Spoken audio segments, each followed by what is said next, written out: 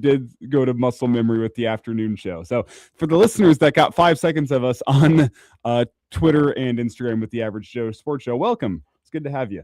Uh, but welcome into the Morning Hookup, a Wednesday edition here as we get you all geared up, I guess, essentially for the 4th of July holiday. Plenty to talk about today as we have had some crazy stuff in the NBA. We have had World Cup news.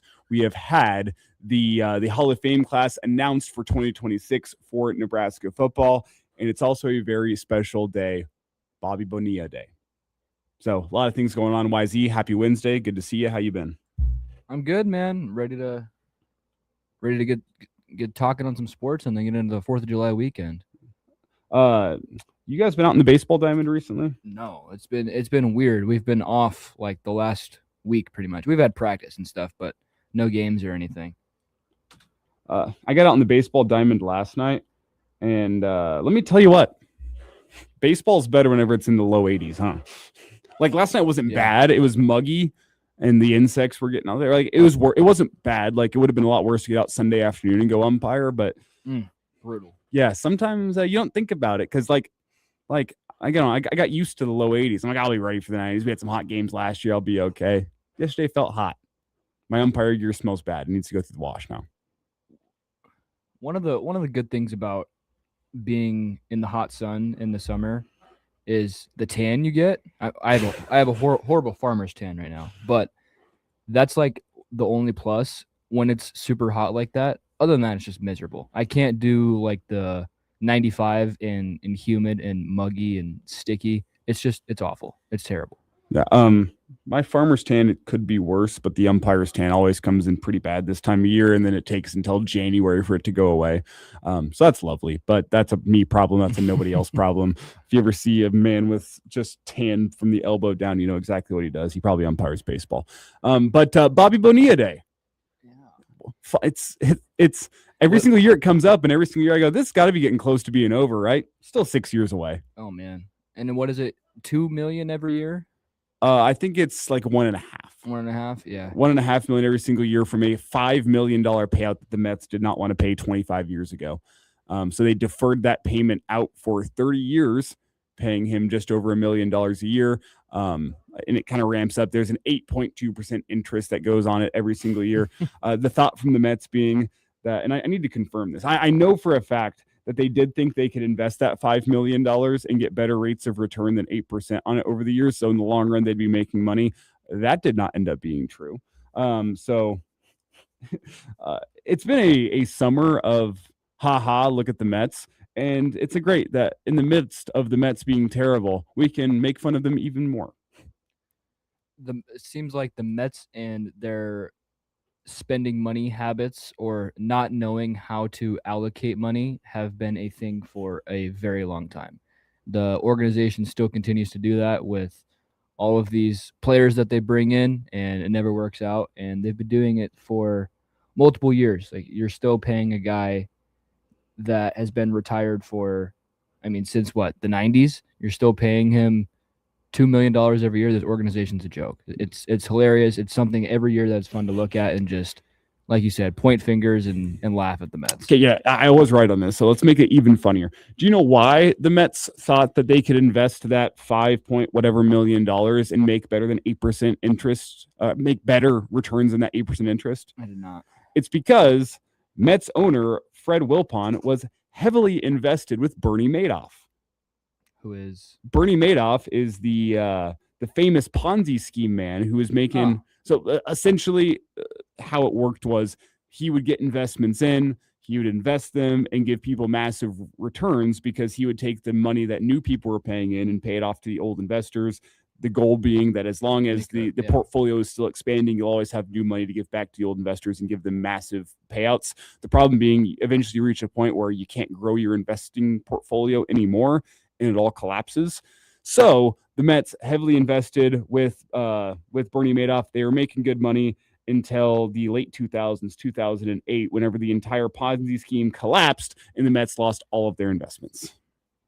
Nice. It just adds another layer to the story of hilarity that the Mets thought this would work because they're getting 10% returns from Bernie Madoff. He must just be the king of investing. And then it comes out 7 years after they cut Bobby Bonilla that, oh no, turns out we were just embroiled in a Ponzi scheme here. We've lost all of our money, and now we have to pay silly money for the next 25 years to Bobby Bonilla because we got scammed by a Ponzi scheme. Bobby Bonilla, who by the way is 63 this year, continues to bring in over $1 million every single year. That sounds like a pretty sweet deal to me. And I said it earlier this week, and I think I said it last week as well, that being a recently fired college football coach who was owed a large sum of money in the form of a buyout might be the best job in America. Easiest job ever. Bobby Bonilla might have the best job in America. Yeah. Just set your alarm to July 1st, collect a massive paycheck, and live another year of retirement in wealth, prosperity. And I hope he's got a financial advisor that's been doing well for him in the background, making sure that this money makes money for him. But Bobby Bonilla, I'm sure at the time he was struggling with the Mets. I'm sure he's like, man, this is the end of my career and I get paid out for $5.9 million. This is it. It's all over. And then made the wisest financial decision ever with his agent. I mean, what a move. Like, no, how about you defer all these buyout payments with interest and you don't have to pay us right now? Stroke of genius from Bobby Bonilla and his agent. I hope his agent is still making money from this. But yeah. Bobby Bonilla also isn't the only person who this has happened to in the major leagues. Another one from the Mets, Brett Saberhagen. He will receive $250,000 a year from the Mets for 25 years. Payments began in 2004, so until 2029, he'll get $250,000. Max Scherzer, he'll receive $105 million total from the Nationals that will be paid out through 2028. Manny Ramirez, and this is a Red Sox one, will collect the final payment of $24.2 million from the Red Sox. And Chris Davis also has an arrangement with the Orioles as he collects $59 million in deferred payments over a 15-year period through 2037. Yeah. Why did baseball teams do this? The whole deferring money thing. Well, they did it. They do it with like Shohei's contract. It's. I understand it to be able to lock somebody up for big money now that you might not actually have in hand. Right. But a lot of times these contract buyouts are not exorbitant sums of money. It seems like it just make a lot more sense to maybe you have to take out a loan. I mean, even the loan feels like it'd be a better idea than paying a guy over the course of 25 years. It shows how important having somebody running your baseball team is compared to like just the players on the field. Like if your organization behind the scenes doesn't know how to allocate money and doesn't know how to develop talent or scout talent, you're going to be screwed. Like that's it. I always talk about the Red Sox. That's the position the Red Sox are in right now. They don't know what guys to pay. They don't know who is the guys that they should lock up when they're young. Like we have Christian Campbell right now, who is in AAA, hitting like a batting average of 200, and he's getting $56 million a year because he was raking last year, and then we brought him up as a rookie, and he played like 5 games, and they said, oh, yeah, this kid's the future, and they locked him up on a $56 million deal. Now he's back down in the minors stealing money from the Red Sox. This is something that happens in baseball all the time. You have owners and other guys that are higher-ups that don't really know what they're doing, and they kind of screw their baseball team over. What are we looking at outside? This comes live from the Morning Hookups crack weather reporting team. It's raining. Oh. I don't think that was in the forecast this morning. That came out of nowhere. Huh. It did feel a little like and I think maybe sticky. just as quickly as it started, I think it may have stopped. Oh. I thought you were going to say there's like a thunderstorm coming. No, that's interesting. I have my sports hat on and not my news reporting and weather reporting hat, but I can say it was just briefly raining. At least it was here in North Lincoln. So fascinating. That's great. I'm sure if it was longer, my lawn would have appreciated it. But regardless, while we do talk about the New York Mets here, it should be noted they still suck. They, as of yesterday, did get a win. They have a rubber match coming up now, but I mean, they fire the manager. just to briefly talk, like where do they go from here? Yeah. Not from a short term sense, but a long term sense. Like you, what do you do at the manager position? Do you blow up the roster? Do you decide to pay half of your roster over the course of the next 30 years? Because clearly what they have built right now is not working with one of the highest paid rosters in baseball. Like, what do you do? It's pretty sad when you have Juan Soto and Francisco Lindor on the same team. You even bring in Freddie Peralta to round out your pitching staff.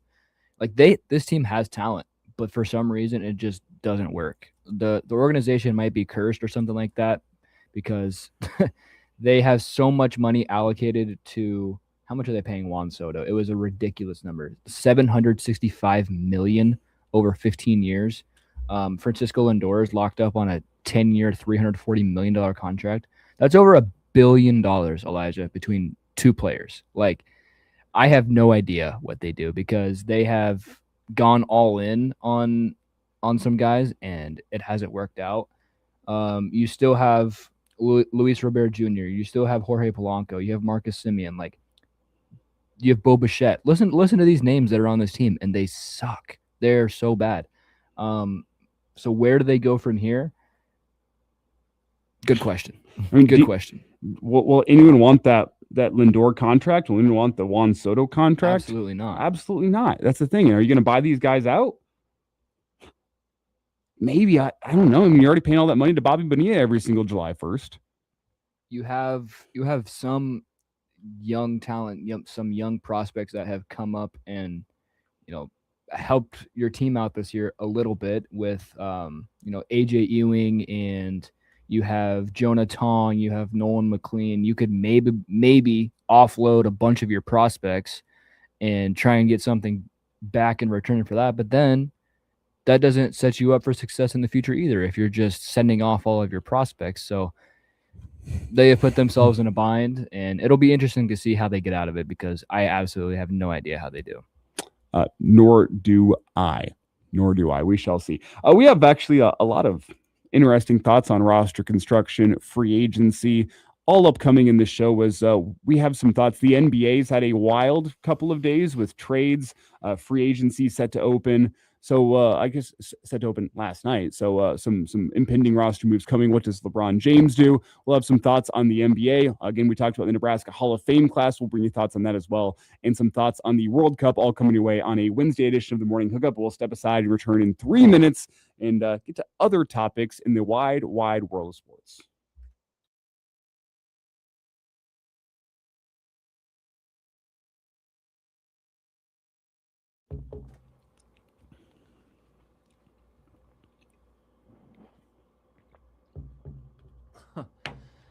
The following players in the MLB will be making less than Bonilla this season: Pete Crow Armstrong, Jacob Mizorowski, Dylan Dingler, Cam Schlittler, Otto Lopez, Kevin McConaughey, JJ Weatherholt, Nick Kurtz, Miguel Vargas.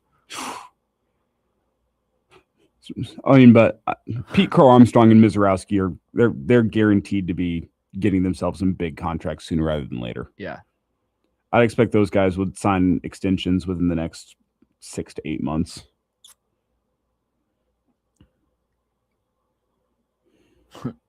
He's going to get $1 million every year until he's 72. Not bad, Chief. It's like the best 401k ever. What I'm saying is, like, if you have a financial advisor that can invest all that money wisely for you, I mean, there's a good chance that with the money he made in his career and the money he continues making, that he doesn't need to see this check. He doesn't care about this check. He'd probably just go straight into investing, and he's making all his money off investments at this point in time. Yep. And considering I've heard these stories recently of Bobby being living off the streets, I'd assume his financial advisor has done him well. And considering his agent made this deal in the first place, I assume he's got a good financial head on his shoulders. So.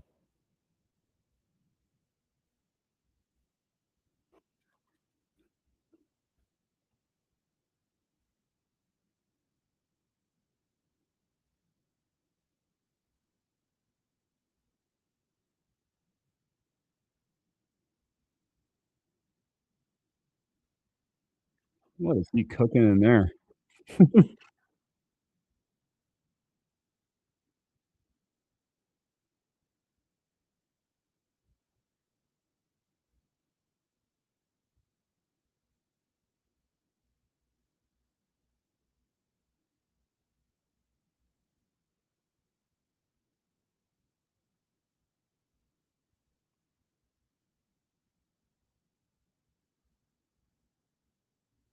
I don't know what song that is, but it sounds like a banger.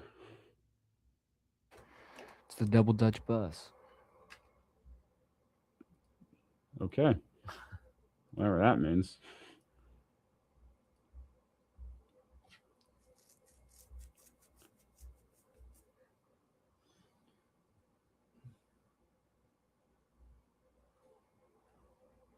See the Ecuador player get a red card. Yeah, we're covering his mouth. Yo, he was trying to get ejected so hard. We'll get to the World Cup here in a bit.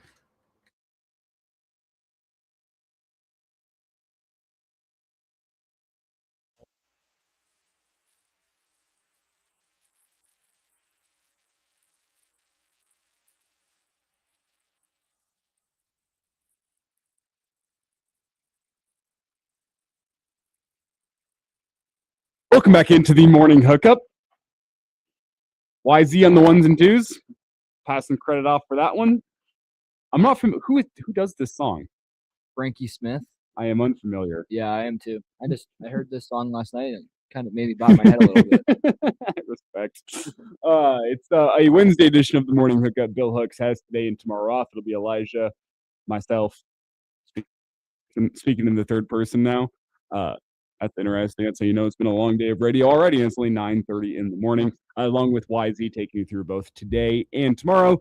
Bobby Bonilla Day today. We just talked about that in our opening segment. We have plenty, though, to talk about. Speaking of interesting financial decisions in the world of the NBA and the big news of the day from yesterday, with obviously more news breaking by the minute here in the NBA with NBA free agency opening last night, is that LeBron James has told the Los Angeles Lakers he will be moving on from LA after, I had to double take on this, 8 seasons with the Lakers. Yeah, I didn't feel like that at all. No, like, can you believe was it 4 or 5 years he spent with Miami? 4. He spent double the time with LA, and I never would have believed that. Never. Shocking to think that he has spent 8 years of his career in Los Angeles. Obviously, some of it got weird with COVID. He gets that COVID title down in the bubble. That is his contribution to the Los Angeles Lakers. Other than that, underwhelming might be the word to use, though. I also don't love how they've constructed the roster around him in the twilight of his career, where they've kind of asked him to be the do-it-all guy through it all. And his minutes might have dwindled. His stats are still good. The stats would show you he still has more left in the tank, but we'll see where the next stop is for LeBron. The reports are out there that the Golden State Warriors are targeting a LeBron and Anthony Davis reunion out in the Bay Area to tear up with Steph Curry and Axel Lindenberg, hoping to make one more run for Steph Curry as he kind of enters the twilight of his career. Before we get into that too, another guy on the Lakers who probably feels a little stupid now for his financial decision. What do you think Luka feels after just signing an extension with the Lakers for 3 years, $165 million? I'm sure he feels fine. Because what I see, if you're moving on from LeBron, A, you can play your finances differently if you're the Lakers, but B, it shows me that they're all in on rebuilding their roster around Luka as opposed to trying to make this Luka and LeBron pairing work. It never quite worked. You have two guys that I think are both a little bit too ball dominant. It was one of those things where the names next to each other sounds exciting, but then in practice, it was just all right. I think you can build a really dangerous roster around Luka, freeing up some cap money. I think it's the right decision to make. And I think if you probably would have asked the Lakers, I think they were probably ready to move on from LeBron as well. He's aging. You have to pay him a lot of money. Now, could you have maybe worked a team-friendly deal to get 1 year back? Maybe, but I really think you can build a more complete roster around Luka without having to worry about the circus that is LeBron James. And no offense, like, my respect level for LeBron has actually gone up in recent years with how things have gone down out in LA.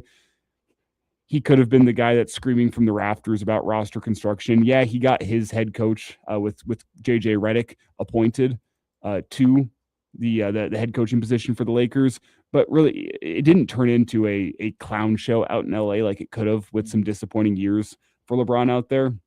I'd expect is it 1 more year for LeBron? We shall see. Probably. Whenever it does become time, and I mentioned this last hour on Lincoln's Morning News here on KF4, and I'll say it again. Whenever the time does come, I think you will get similar to how Dirk got his tour of the NBA whenever he announced his retirement. I don't think this will be a season ends and now LeBron announces his retirement. I think you'll have a couple months of notice where the NBA can kind of give their flowers to LeBron as he makes his way around for one final tour. And we'll see. Maybe whenever he signs with his next team, he will say this is going to be the final go around. We shall see. But LeBron's still a guy that's got some gas left in the tank.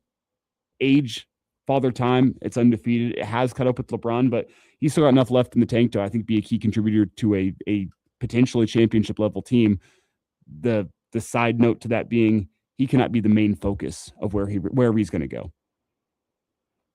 You think he goes to Golden State? LeBron loves playing with his friends. And I think LeBron probably still dreams of getting at least a year with Steph Curry. It would make the most sense. Gets to stay out in California, not too far away from his kids and his family. And I think the idea of pairing up with Steph would be very, very intriguing to LeBron James. He has played with pretty much the best in the NBA at all points in his career.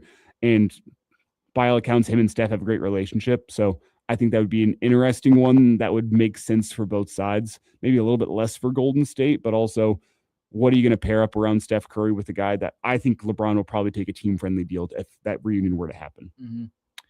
And, I mean, for Golden State, too, it works out with Draymond just declining his player option. That frees up a little bit of space. They're still paying Steph and Jimmy Butler to combine close to $110 million. So LeBron will probably have to take a bit of a pay cut for that because, I mean, you also have Porzingis on this team as well. But, I don't know, that's just kind of like a funny team on paper to me. Steph, Jimmy Butler coming off an ACL injury, Al Horford, LeBron, Brandon Podziemski, and Kristaps Porzingis. Like that's probably your five right there. Your five or six. It's the aging stars plus pods. Yeah, it's a team full of guys above the age of 35 plus pods. But do I think that team would go win the West? No. Do I think that team could go finish top 5 in the West? I do actually.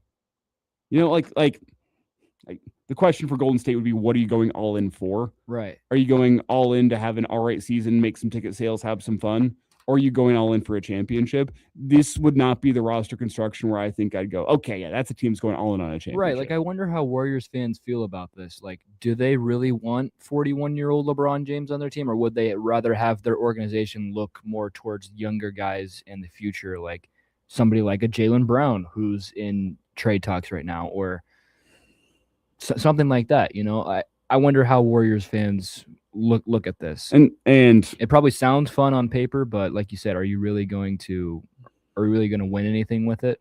I said this during the playoffs on this show, and I remember specifically saying it. If I was Golden State, I'd think about moving on from Steph, which is a hard conversation to have with as much as he's meant to that franchise. Mm-hmm. But I think now is the time to kind of get some value out of him while you still can. Go try to get some draft picks and try to retool your rosters. Move on from Steve Kerr. Move on from Steph Curry. Hey, Steph was great.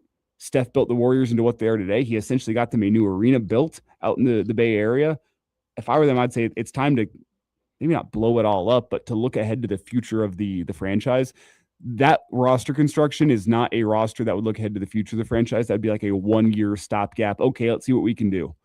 And if it's your throw of the dice, try to get Steph one more championship.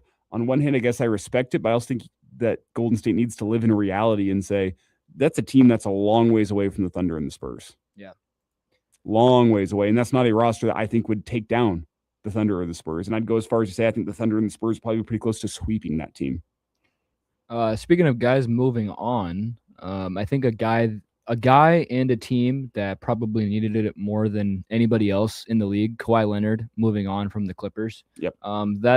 That sort of experiment just never worked. You brought in guys like James Harden and Paul George and anybody you could to try and make that work, and it never really gelled, never really meshed. I think he feels a little bit more back home in Toronto, and I think just the style of play and like the actual product on the court will look better. It feels to me to be a place where this would be a great place for Kawhi Leonard to ride off into the sunset. His health has been failing him in recent years. The knee injuries have really taken a toll on him. I think Toronto is a place, and to me, this is 100% the Clippers taking care of Kawhi. Toronto's a place that appreciates and loves Kawhi Leonard and what he brought that franchise. A nice place to go ride off into the sunset. Hey, if the health ends up coming back, awesome. You can get some good years in a place that loves you and you love.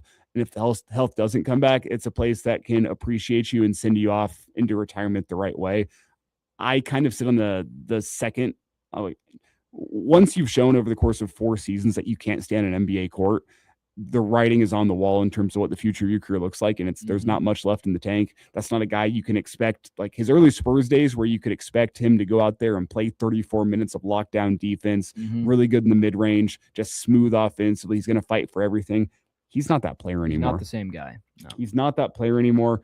And the Clippers, to their credit, got a really, really good haul back for Kawhi Leonard. And I kind of question if the Raptors, if the roll of the dice that they're throwing here is going to work with Kawhi, because this trade is essentially, it's a big risk. It's counting on the fact that he's going to come back and get healthy. And I'm not sure I love that for them, but for the Clippers, I mean, look what they get back. Brandon Ingram, who never quite panned out into what we thought he could be. He kind of reached all-star level, but never like all NBA level. Grady Dick, fine. The first-round picks coming in 2031 and 2033, and then the second-round picks in 2030 and 2033, as well as a pick swap in 2027. It's a lot to give up for Kawhi Leonard, but it's also, hey, it's a long ways down the road when some of these picks are going to come back to potentially bite you. So it's a lot to give up, but you get the reunion, and if it does work out and Kawhi Leonard can get back to full health, it's a great pickup. I just have serious doubts that Kawhi will get back to that level. Yeah, it's hard to evaluate, really a winner or loser in the trade right now because of those picks. You don't know how those are going to pan out, but it just feels like it feels like it was mutual, just between like Kawhi. Like this is a breakup between a boyfriend and girlfriend where it's like it's best to just go our separate ways. And the new boyfriend just spent a whole bunch on chocolates and flowers and all these things to go pry him or her away from their significant other. So speaking of guys that are aging, I didn't even realize this guy was in the league. Did you realize DeAndre Jordan still in the league? Oh yeah. Nuggets legend, got his title with Denver, his 19th NBA season upcoming with the New Orleans Pelicans. I don't think we'll see him play on the court much this year, but hey. He can be that veteran guy that just, helps out the younger guys and shows them the ropes, I guess. There's been a ton of free agent sightings that have kind of just like gone under the radar. Norman Powell going to the Bulls, I think, is sort of that one dropping about an hour ago. Sort of a sneaky signing. I kind of like what the Bulls are doing with their draft picks that they had, and then bringing Norman Powell in, who had a really good season last year. He averaged 21 points a game while shooting 47% from the floor. That's really solid season. Marcus Smart going to the Houston Rockets, which in my opinion, that sounds like just a match made in heaven. Marcus Smart teaming up with his former head coach Ime Udoka, and just the style of play Marcus Smart has and the way that the Rockets play, I think that'll work really well together. Not really any other big, huge ones. Look, I think you are seeing, and this is not for everybody in the NBA, I think you are seeing teams return to the old style of roster construction, which is go get your stars in the draft and then use your free agency and your trades to put the right role players around those guys. And hey, if you can go make a splash one-time, 27-year-old star that you go pay tons of money for, or get him in a trade like the Lakers did, like that works. But the tried and true method of roster construction, which is get your stars primarily through the draft and then put the right role players around them, it's working for teams like San Antonio, for teams like the Thunder. The New York Knicks, a great example of that, where you get Brunson, and what do you go and do? You'll put the right role players around him, and it leads to an NBA title. The Thunder have done it primarily through the draft, but they've gone and made some really smart additions as well through free agency with a guy like Isaiah Hartenstein. Now it helps that they've stacked more draft picks than they know what to do with, and they've done pretty well in drafting those guys, but there's that. I mean, the Spurs go get their star with Victor Wembanyama. They do well with the draft with Vassell and with Castle, and they've put some decent vets around that squad to make you think that they're going to be in NBA contention for a long time. And you compare it around to like the Rockets, the Suns, the Clippers, these teams that like they see the flashy star in front of them free agency, and they go try to make a team full of stars work. That's It's the NBA. People saw what the Miami Heat did, and for about 10 years, everyone went, we're going to do that. They were stuck in that, let's put some stars on the team that are all ball dominant guys and let them each go score 20 points a night. And that's not how basketball is played. You're not going to win a lot of basketball games when you have three guys coming down the court every single time, isoing up, dribbling for 20 seconds, throwing up a bad shot, it occasionally working. That's not basketball. Now you have teams that are actually building personnel and having an actual strategy to the game. You have like the Celtics, who, their whole mantra is run and gun and shoot 3-pointers. You have more defensive teams. You have teams that are actually moving towards how basketball is supposed to be played and not just ISO basketball, dribble between my legs and shoot up a contested shot. Well, and I think there's more appreciation whenever you see the Thunder and the Spurs and even the Knicks for guys on the roster that are in the starting lineup that are 6, 7, and 8. Those first three guys off the bench, I think there's a lot more value than those Heat and Warriors years. Nobody cared about the first three guys off the bench. You just wanted to get non-negative minutes from those guys, where now you're seeing teams that have true six-men that come in and get big contributions that swing playoff games, that swing playoff series. And again, it's how basketball should be. It's a smarter way to construct a roster. I think you're seeing a shift towards that, and that's why I have my serious doubts about Golden State making it work. I have doubts about Giannis going down to Miami, especially now that they've lost Norman Powell. It's just some teams are forced to do it, I think, a little bit because of draft mistakes, but the tried and true method of building your roster is what is coming back into prevalence in the NBA, and teams are reaping the benefits. Simple as that.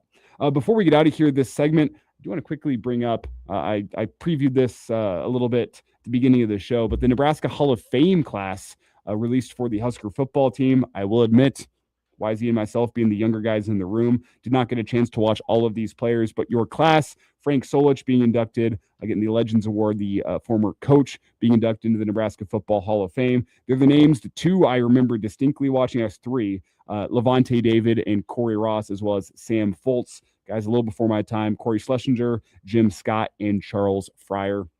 Do you remember Corey Ross at all, or is that a little before your time? He was like 04, 05. I would have been 2 to 3 years old. Okay, so a little before your time. So I'll start off because I have thoughts on Corey Ross. An incredibly versatile back. Not the type of guy that was going to go off for 150, 175 yards on the ground, but he was that 70 to 80 yards rushing, 40 to 50 yards through the air. I believe he's still top 10 on the Huskers all-time receptions chart, which is pretty impressive coming out of the backfield. Yeah. It helps that you didn't throw the ball much through the 80s and the 90s. But the thing that I'll just say about him was he could do anything you wanted him to do in that offense. Run it between the tackles, run it out wide, really strong runner, physical despite his size, with the ball in his hands, great pass protector, was dangerous out of the backfield as a pass catcher. When you think of a West Coast running back, he kind of fit that to a T, and he really fit the Bill Callahan offense. So a guy that I enjoyed watching growing up. Sam Foltz, we all know Sam Foltz, obviously taken from us way too early in that car crash, but a guy that was bound for a long and fruitful NFL career, kind of an artist with how he punted it. It just felt like, no one likes seeing the punting unit come onto the field, but it felt like whenever Sam Foltz stepped onto the field, you knew he was going to go pin him inside the 20-yard line. He was going to make it really, really tough on an opposing offense, have to drive the length of the field on you. Sam Foltz deserving, I would even say, past due to get Sam Foltz in the Nebraska Football Hall of Fame. And then Levante David as well. Now that he's retired from the NFL, the timing just makes sense. But a guy that I think we'll look back on in 10 to 15 years with maybe even more respect than we have now for the way he changed the game for what it means to be a linebacker, especially at the NFL level. The reason he fell out of the first round and ended up being a value pick for the Buccaneers was because he was undersized. You looked at him, he didn't, and can a guy of that stature, I mean, he's pretty skinny for a linebacker at the time, can he make it work in the NFL? Well, you look now 10 years later, 15 years later, pretty much. That's what linebackers look like in the NFL now. Yep. You have a lot of sideline to sideline, prototypical athletic linebackers that they're not the Ray Lewises anymore. They're not the Brian Cushings anymore. You don't have these big hulking linebackers standing behind the line of scrimmage. You have these fast, quick guys that, hey, are they willing to take on a pulling guard? Yeah, but their value is that they can get sideline to sideline. They can cover tight ends over the middle of the field. He was ahead of the game in terms of what NFL teams wanted from a linebacker. And I think we will look back, again, as I said, 10 years from now and say, Lavonte David changed the game of football with what teams want from their linebackers. Extremely versatile, and it seemed like whenever you would just watch a broadcast of a game, you would hear his name on every single tackle. Yeah, and that's something I said yesterday on the Average Joe Sports Show is my defining memories of Lavonte David. And you have the strip against Ohio State, which is awesome. Mhm. You have the 2nd and 1, which turns into 3rd and 1, which turns into 4th and 1, which turns into a turnover because Lavonte David makes 3 stops against Penn State. Did he single-handedly win those games? You could make the argument that if it wasn't for Lavonte David, Nebraska loses both of those games. But that's not what I remember from Lavonte's career. What I remember is sitting in the stadium and looking up at the end of the 3rd quarter and being like, Lavonte David has how many tackles? Mhm. He'd have the quietest 14 tackles you'd ever seen. It was because he was a guy that had a nose for the football, but he knew what an offense was going to run before the ball was even snapped. Mhm. It felt like he would run, and you hear this with like great defensive backs. They'd run the play for the receiver. They'd run the route. Yeah. Lavonte David felt like he ran the play for the offense, where before the play even develops, he is ready and waiting in the hole, and he's going to stop a guy for no gain. He was just special with how many ways he could affect the game and how often he just found himself making a tackle because he was in the right place at the right time. And that's a skill that is not luck. Just the quietest 14 tackles you could imagine, because it'd be like, yeah, Nebraska's defense is having a good day. And oh my goodness, 17 tackles for Lavonte David. Where did that come from? Yep. A guy that, if he was not playing in the shadow of Ndamukong Suh, would go down as one of the greatest. Oh, he is going to go down as one of the greatest Husker defensive players of all time. But I worry that at his time at Nebraska, he went underappreciated because we got to see Suh the 2 years prior to Lavonte David showing up on campus. Yep. And we had just a dominant guy on defense that you could look at and you'd go, man, that 1st round pick, top 5 pick, that guy is incredible. He's the best football player I've ever seen in my life. Lavonte David had to like live in that shadow, but he was so special, and good to see him getting his flowers with his Hall of Fame recognition. As for the names, Jim Scott, Charles Fryer, Corey Schlesinger, I didn't get to see him as much. I know the names. Corey Schlesinger was a guy. Hey, get him that cowboy collar on the neck. We asked this question yesterday on the Average Joe Sports. I'll bring it up again. If you have Lavonte David and Corey Schlesinger meeting in the hole, who are you taking? I don't know. But Corey Schlesinger is a fullback's fullback, hard-nosed, true football player. All these guys going to be inducted, though, into the Nebraska Football Hall of Fame. Friday, September 4th, the night before Nebraska plays the University of Ohio in the opening game of the season. So they'll likely be honored the following day down the field as well. And then, so that was the Nebraska Football Hall of Fame, and there was also just the Nebraska Athletics Hall of Fame that had some inductees. John Cook, former, obviously, legendary volleyball head coach. Matt Hopper, baseball from 2000 to 2003. Cassandra Luthold, bowling from 2006 to 2010. Dean Steinkühler, football 1979 to 1983. Taylor Edwards, softball 2011 to 2014. Amber Holmquist, volleyball 1999 to 2002. And Ineta Radovica, women's track and field 2003 to 2004. Those inductees will be held on Friday, October 2nd. Honorees recognized the next day at the Nebraska-Maryland football game. So some Hall of Fame updates there for you for the University of Nebraska and Nebraska football. We'll step aside, and when we return, we'll wrap up hour 1. We'll talk some World Cup action. The United States in action against Bosnia tonight. We've had a great couple days of the knockout round stages. Hopefully today's a little bit more boring, especially tonight, but we'll talk a whole bunch about the World Cup after this when we return.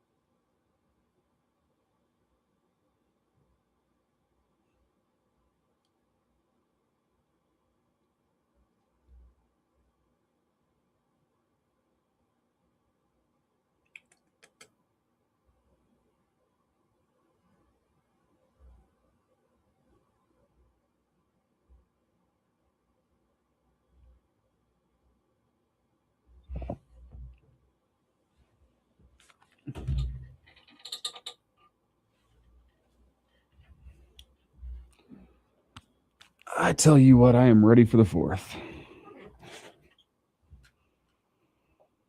What's your plans? Light off fireworks, drink beers, eat hot dogs and hamburgers like a true American.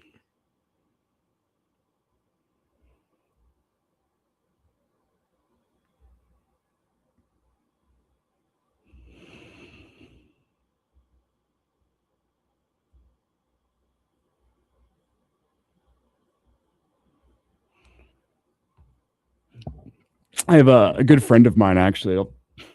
I'll tell the story again. He has since moved away. Grant is his name. He's since moved to California. He's spending his 4th of July in Japan, which is the most un-American thing I've ever heard.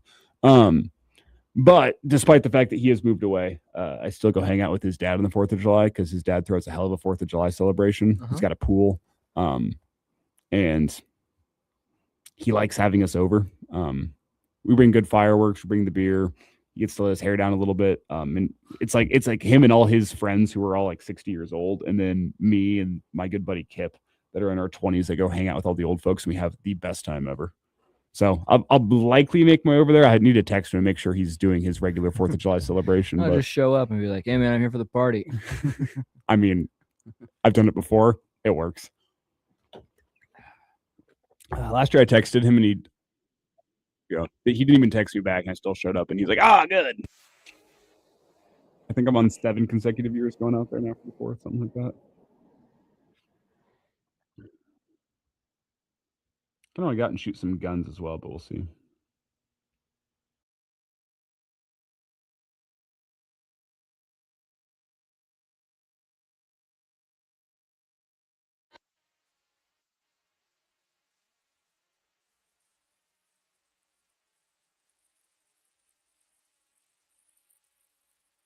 Welcome back into the morning hookup.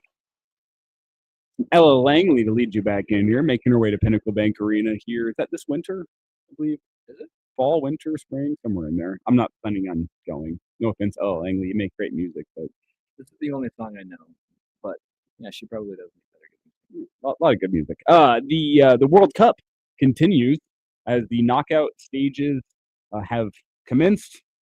And I mean, it's so hard to compare what yesterday was to the first 2 days. Like Sunday, you have a 90 whatever minute winner from Canada against South Africa, 92nd, I believe. And then Monday, you get things going. Brazil wins it in the 95th minute against Japan. You have Germany and Paraguay go to extra time and then end in penalties. Paraguay upsets the Germans out in Boston, 4-3 on penalty kicks. And then, hey, that day wasn't even over. You have the nightcap where Morocco goes and takes down Netherlands in penalty kicks as well after going extra time. Those two teams deadlocked at 1. And this knockout stage can't get any better. Noon yesterday, Norway, a late winner from Erling Haaland against Cote d'Ivoire, also known as the Ivory Coast, but I need to know. Everyone know I got that German pronunciation down. That's pretty Cote sweet. d'Ivoire. 2-1 though. Erling Haaland, an 86th minute winner in that game. And then things got a little boring. Maybe not boring, but less exciting. France, a ho-hum 3-0 victory against Sweden, where Mbappe scores another brace. He is now the all-time knockout stage goal-scoring leader in World Cup action. He is inevitable. He is incredible. If you want to sit down and watch, like, one of the guys, I know there's so many great athletes in this World Cup. Erling Haaland is a freak of nature at like 6'4", running almost as fast as anybody there. Mbappe, the speed and skill that he shows is fantastic. Then you have guys like Messi and Lamine Yamal, who their ball handling ability is just fantastic. It's like they have a ball on a string at their feet. Mm-hmm. But Mbappe carries France to a 3-0 victory against Sweden. And finally, last night, Mexico gets it done pretty easily. Ecuador didn't mount much of a challenge offensively at all to Mexico. Mhm. They get those 2 goals. In Ecuador, you could tell the frustration at the end. They get a player sent off a red card for talking trash to somebody with his hand over his mouth. Unsure what nasty things were said, but that's a new rule. Is basically if you're saying something to someone in a confrontation on the field and you don't want TV cameras to be able to pick up what you're saying, is probably bad enough that you need to be sent off the field. So Ecuador, I think intentionally from that player, gets a guy sent off with 2 minutes left in the game for covering his mouth and You already know you're saying gonna some mean lose things to somebody. So yeah. when I go out with a bang, right? Yep. So that was yesterday. Today, England against the Democratic Republic of the Congo coming away at 11 a.m. That one is not as interesting, but what is interesting is that should England win today, their next game would be against Mexico in Mexico. Mm-hmm. At a stadium, the Azteca, that is about a mile above sea level in Mexico City. Good luck, England. Yeah. That would be a very, very fun round of 16 matchup. But I think England should probably get things done against the Congo today. But again, that's the first game of the day. Belgium and Senegal this afternoon. Belgium probably should be favored. They're aging. Senegal gave France a heck of a fight, but we'll see how that one goes. Belgium, again, as I said, should be favored. And then the United States against Bosnia and Herzegovina tonight, 7 o'clock. The U.S. is, again, I'll say, the better team. Yeah. They have the better coach. They have the better system. They have the better players. The wild card being, and you've seen it in this knockout stage thus far, whenever you have a team of 11 guys that this might be their only chance to ever play in a World Cup, and they're playing with national pride on the line, guys will put in performances that you haven't seen from them. And to flip it around, the United States playing in front of the home fans against a team they're expected to beat, but the world's watching, there are expectations and pressure that comes with that. If Bosnia steps up to the plate and you have guys put together performances like they've never had in their careers, and you have United States guys suffer, it could get interesting. But this is a U.S. team that I don't want to say should sweep the floor, but they are head and shoulders above this Bosnian team. Simple as that. Bosnia eked through their group that wasn't even very good. Switzerland beat them 4-1. And Bosnia had a man sent off in that game, but that was not why they lost 4-1.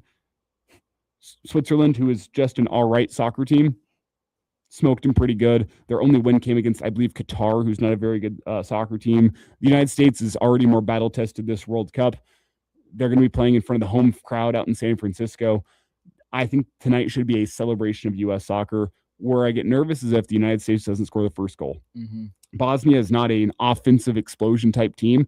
If they can score the first goal and then sit back, put 11 guys in behind the ball and make it really tough space-wise for the United States to go get any threat in the attacking zone, I'd get nervous.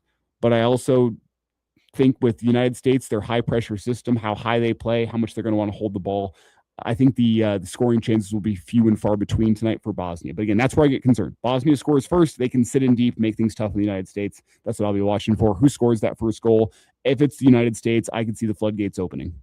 It's kind of the same story as the whole World Cup for the U.S. It's like, you're the better team. Go play like it. Pretty much, right? Yeah, and you look ahead in the bracket, like things will get much tougher quickly for the United States, with likely getting Belgium in the very next round. Following that, it might be Spain. Things get very, very tough, but tonight is a night that should be a celebration. Go out there, play like the team that you are, play with your system, play within yourself, and you should be just fine. But the United States in Bosnia tonight at 7 as the United States World Cup run continues. As the morning hookup continues, we'll welcome Henry T. Buchanan to the show after the break.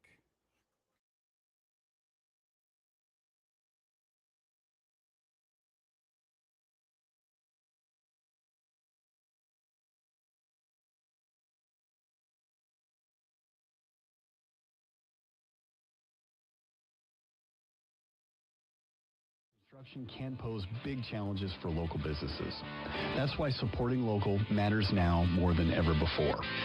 Through the Chamber's new Local Focus video series found on our social media channels, we're spotlighting businesses impacted by construction and encouraging the community to stop in, shop local, and remember, these businesses are open, operating, and counting on our support. We encourage you to be intentional during this time and continue to support local, even if that means taking an extra minute or two to navigate around a detour. The city's Project O Street website has resources available for businesses, including construction maps, parking information, and more. Lincoln is stronger because of our local businesses. Keep supporting them now and in the future. Thanks, and have a great week. I'm Andrew Saul, Commissioner of Social Security. Beware of telephone scammers pretending to be government employees. Real Social Security employees will never threaten you. Callers threatening you with arrest or other legal action and demanding money are not from us.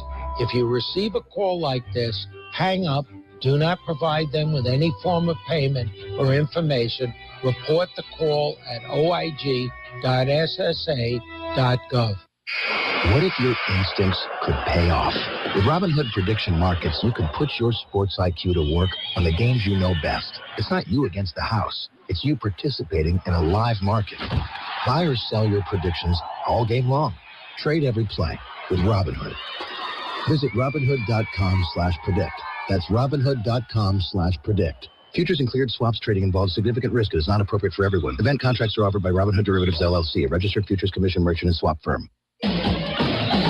When you choose new flooring, you don't want to wait for weeks or months to enjoy it. You want it installed right away. Hi, Steve Carper from O Street Carpet. We hear stories every day about long waits and installation charges way higher than necessary. When you choose O Street Carpet, we'll measure free, install right away, and at a much better price. Stop in, shop now. Proud to be Lincoln's choice for nearly 50 years. O Street Carpet. 1732 O Street and ostreetcarpet.com. Man, I love this place. I've been surfing here since I was a kid. Now, seeing my grandson out on the water, it means everything to me. Watching him and taking in the blue waves, the sea breeze, the blurry horizon. If you have geographic atrophy, or GA, subtle changes in vision could mean it's progressing toward irreversible vision loss. Izervay is proven to slow GA progression and could help preserve your vision for longer, so you may keep seeing the world around you. Izervay, or avacincaptad pegol, is an eye injection. Don't take it if you have an infection or active swelling in or around your eye. Izervay can cause eye infection, retinal detachment, or increased risk of wet AMD. Izervay may cause blood in the white of the eye, blurred vision, or a temporary increase in eye pressure. Do not drive or use machinery until vision has recovered after an eye injection or exam. Ask your retina specialist how you can slow your GA with Izervay. To learn more, call 1-855-IZERVAY or go to izervay.com. Paid for by Astellas Pharma. Save big money on new appliances this 4th of July at Menards. We have an excellent in-stock appliance selection from great brands at the best prices. Ready to take home today. Whether you want new laundry appliances or need upgrades for your kitchen, you'll be sure to find appliances that'll make your life easier. Visit Menards and save big money on appliances today. Plus, check out Menards.com to view all of our great deals happening this week. Save big money at Menards. Lincoln's local news, talk, sports, and weather station. FM 101.5, 1240 AM, KFOR, and KFRX HD3, Lincoln. From ABC News, I'm Sherry Preston. President Trump is now on his way to North Dakota to attend the opening of the new Teddy Roosevelt Library. The trip, the first aboard Air Force One, the new one gifted to him. ABC's White House correspondent Karen Travers has more. Before boarding the new Air Force One for its inaugural flight, President Trump defended the gift from the Qatari government and the use of taxpayer dollars to customize it. This was a gift from a country that's treated us very well. The $400 million jet has raised questions from some lawmakers and ethics experts. Frankly, we couldn't build a plane like this because we wouldn't be willing to spend the kind of money necessary. They spent top dollars. The Air Force has been modifying the new jet since September to meet security, communications, and other needs to transport the president. Karen Travers, ABC News, the White House. Some lawmakers and ethics experts are also raising questions about the vast amount of money the president has made since taking office a second time. That, according to new financial disclosures. President Trump's personal wealth ballooned last year by at least $2.2 billion, more than triple the profits he reported prior to returning to the White House. That's according to new financial disclosure forms released by the Office of Government Ethics. The money came from a mix of revenue streams, including real estate and merchandise, but the biggest profit driver was crypto. ABC's Jay O'Brien on Capitol Hill. A cargo ship has run aground in the Strait of Hormuz while using a route not approved by Iran. The vessel identified as a foreign container ship, no word on what's on board. Employment processor ADP reporting 98,000 jobs were created in the private sector last month, below what was forecast. New Federal Reserve Chair Kevin Warsh, in remarks at a conference in Portugal, says the central bank will remain independent and will seek to bring down inflation, likely killing any chance of the interest rate cuts that President Trump has been seeking. Dow's up 111 points. You're listening to ABC News. From the FIFA World Cup to competitive business environments, grand ambitions lead to game-changing achievements. At Bank of America, we're there to support businesses at every step, providing insights and expertise to help you gain an edge. He shoots, he scores! What would you like the power to do? Explore winning business solutions at BofA.com/gamechangers. Bank of America, official bank of the FIFA World Cup 2026. Here it comes. Surprise! There's an avocado shortage! Now half your food truck menu is costing more than it's making you! Also, you're out of napkins! Those aren't cheap! Progressive knows small business owners usually don't like surprises because they cost you money. But a good surprise, saving 13% on commercial auto insurance when you pay in full. Also, an ice cream truck stole your parking spot! Looks like you're in a turf war! Surprise yourself. See if you can save in as little as 8 minutes at progressivecommercial.com. Progressive Casualty Insurance Company and affiliates. Discounts not available in all states or situations. The latest in a late-night crash in central Lincoln. Good morning, I'm Jeff Modes. 80 degrees at KFOR. High speed appears to be a factor in a three-vehicle crash happened just after 10 o'clock Tuesday night at 33rd and O, where a truck and a car were westbound on O Street next to each other at a high rate of speed. An Acura was eastbound on O Street trying to make a left turn on the northbound 33rd. The three vehicles crashed in the intersection. Debris from the crash damaged two other cars in the area and a nearby business window. Drivers of the Ford Escape and Acura were transported to the hospital with serious but non-life-threatening injuries. Lincoln Police Lieutenant Jason Goodwin tells KFOR News their investigation is still ongoing. A worker at an East Lincoln construction site was trapped in a trench that collapsed late Tuesday morning. He has since been rescued. Lincoln Fire and Rescue received the call just after 10 o'clock Tuesday morning to a home under construction south of 95th and Holdridge on Linwood Place. KFOR News at the scene talked to LFR Public Information Officer MJ Learman. Trench collapsed on a patient. One co-worker was here. They jumped in. They were initially buried to the throat. Learman says rescue crews made progress in providing relief for the trapped worker by providing oxygen and fluids. Again, the worker was rescued right before noon. Repairs are done on the K-144 bridge along Havelock Avenue from 84th to 98th Streets after 6 weeks of work. It was in desperate need of repairs with damaged sections underneath with the concrete structure and potholes on the bridge deck. Lancaster County Engineer Pam Dingman says salt laid out during the winter weather conditions has caused some of that damage over time. The edges of that bridge kind of start to get the salt damage and fall off. And once that salt gets into your bridge, you have a big issue. And so we're hopeful that the repairs to this bridge will last us another 20 years. Dingman adds the timing of the bridge reopening comes just before the National Finals of High School Rodeo takes place at the nearby Sandhills Global Event Center because Havelock Avenue will help with increased traffic. Partly sunny today and will be hot and a high of 96. I'm Jeff Modes, KFOR News. Veterans and active duty service members, when your call to service ends, your mission doesn't have to. Go from GI to IT in just a few months at My Computer Career. Prepare for a high-demand career in cybersecurity, protecting people, systems, and institutions from real cyber threats. Cyber warriors are needed now. Will you answer the call? Go to mycomputercareer.edu/CWP to learn more. That's mycomputercareer.edu/CWP, an elite CompTIA certification partner. VA education benefits are available to those who qualify. After I came home from Iraq, I could still hear the booms. Makes it hard to be a good mom. As America's veterans face challenges, DAV is there. I'm Naomi Mathis, Air Force veteran. DAV helps veterans get the benefits they've earned. Thanks to DAV, I was able to begin to heal. With the right support, more veterans can reach victories great and small. My victory is being able to be here for my children. This is the Morning Hookup on KFOR.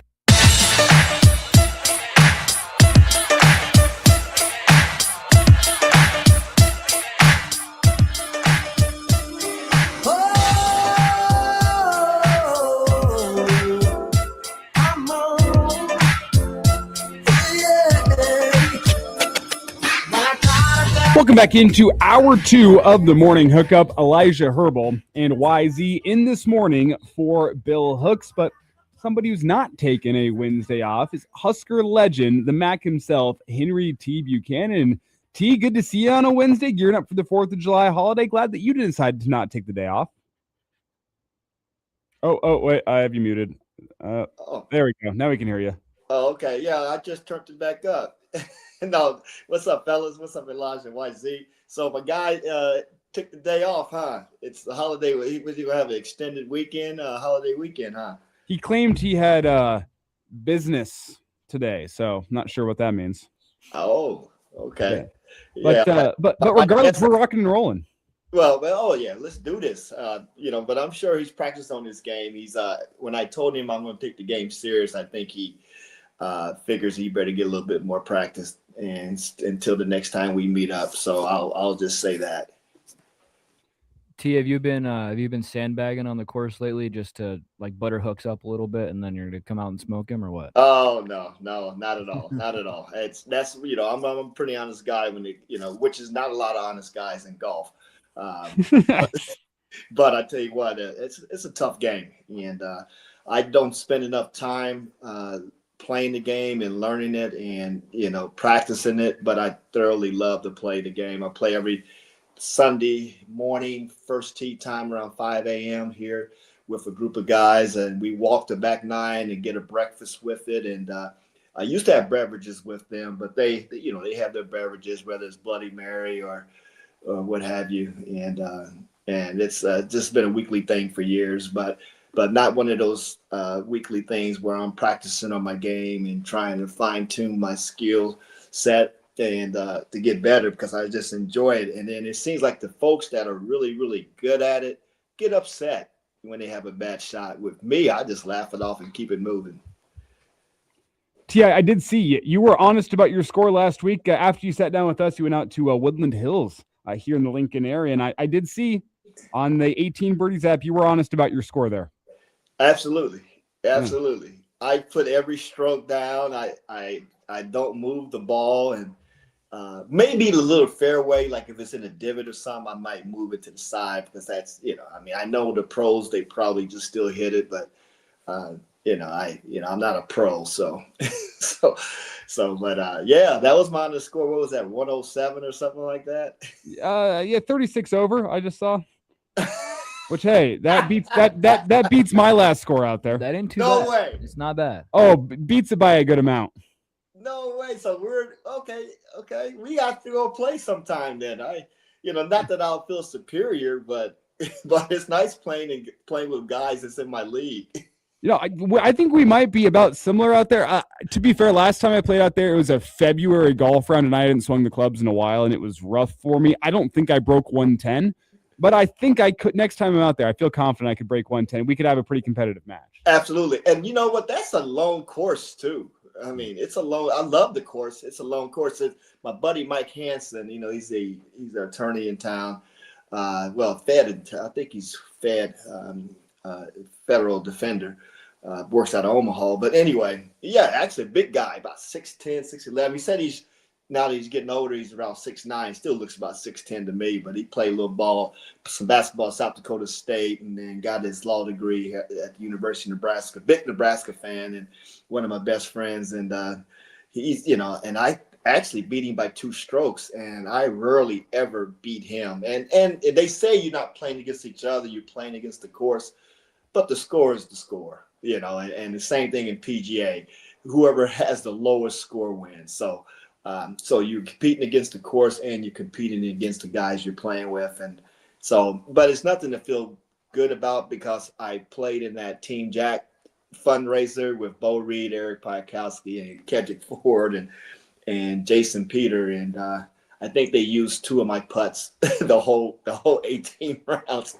So those guys got a really good stick. I mean, I tell you what, Jason and Bo and Piakowski, Eric they have a few sticks there, and golly, Kedrick Ford just picked up the game, and you can tell that he works on his craft, and he is like twice as good as he was last time I played with him. So I know you can improve, but maybe I'll wait till I retire to start taking it serious, and because I had a lot more time on my hand. Instead of spending 12 hours a day working, I could be working on my golf game. Well, and T, I get where people are coming from. They're saying you're not playing against people, you're playing against the course. But I play against people because if I'm playing against the course every single time, I lose every single time. I don't like losing. So I'll play against other people. I think we all do. I was watching that U.S. Open last week, or was it the week before? Yeah, the week before last. And, man, those greens, I mean, if you just didn't have a perfect shot, it was rolling down. And the walk that what type of conditioning. Now, people don't give golfers enough credit for being in shape, but walking up and down those hills, those high greens, that's a workout, even though you're not carrying your bag, but just walking. I remember in the military days, I did it twice. I went to 2 basic trainings, Army and Air Force basic trainings. I remember those 10-mile road marches and how devastating and well, I ain't gonna call it devastating, but how difficult it was at 18, 19, and 20 trying to do that. And these golfers doing it every week. And so I just don't think we give them enough credit of the conditioning that there is. Heck, I ride 18 and I'm exhausted after playing. So, so I don't know about y'all, but that's especially playing in that hot sun and that humidity in Lincoln, or it was an Eagle, I guess. Woodland Hills, man, that humidity was, it's just, I just sweat when I come back to Nebraska. But speaking of Nebraska, let's give Charles Fryer, my classmate, former cornerback, and Corey Ross, former running back, who was after our era, for making the Hall of Fame, the Nebraska Hall of Fame. That's huge. And I guess the stories I can't tell you in details, but I can just tell you, Charles Fryer used to cut my hair in college, and he used to live like 2 or 3 blocks from me. I'd just run over there. He'd cut my hair, and him and Dana Brinson were roommates in this apartment's right there off of 33rd and O Street, right behind that car wash. And yeah, really good guy, man, and proud of him and well deserved. And I think Irvin Fryer was either his cousin or uncle, one of the two. Well, legendary Irvin Fryer. I'd like to know. Who do you go to for your haircuts nowadays? Now that he's no longer cutting your hair, hey, yours truly. Hey, big razors and yeah, I use I guess the shaving cream. It doesn't make a difference. I use different types, but Gillette is my go-to, and yeah, I use the old razor. But Tony Samuel, who was a coach back in that day, our outside linebacker, defensive end coach. He said he used trimmers, and I haven't tried that yet. I just don't know if that would cut close enough for my head. But I did purchase some, and I might try that. But it's easy, and I can just get it done. I ain't got to worry about anything after that. But wearing a hat in this hot sun, but I love it though. It's I didn't think I would ever go bald. But don't get me wrong, I can grow my hair out, but it's that receding hairline that I don't want to walk around looking, I get looking like Stephen A. Smith or something like that. So, well, quickly here, Teague, because Charles Fryer is a little before my time. Mm-hmm. Tell me about Charles Fryer, the football player. Tell me about Charles Fryer, the athlete. Oh man, God, he was chiseled. I mean, he was a short guy. He was no more than about 5'9", 5'10", but the guy could hit and he could defend. And I just remember, I just remembered. Those are the games that we went to, and I got the opportunity to have recruits and sit up in the press box and watch these guys play. And I watched some legendary games against Oklahoma. I watched some legendary games against Florida State with Deion Sanders and Ant Lee at running back. And, those, I mean, I can name so many players, but we were always 1 and 2 battling against Oklahoma, and just watching our defense, the Black Shirts, compete against some of those high-powered offenses, and how we defended the run and how we defended the pass. And he was an integral part of that back then. And like I said, for his size, he had a lot of heart, and he could hit and he could defend. And it was fun to watch. He had him on one side, Lorenzo Hicks on the other.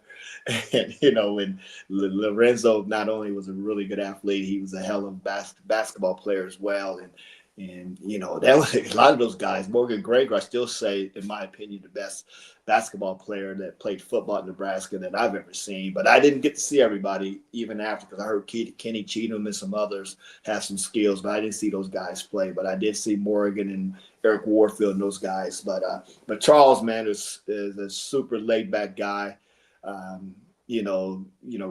Soft-spoken, and you would never know how mean he was on the football field. And that was and I know we live in the past a lot because of the recent I'm not going to say failures or anything like that, but the lack of national attention.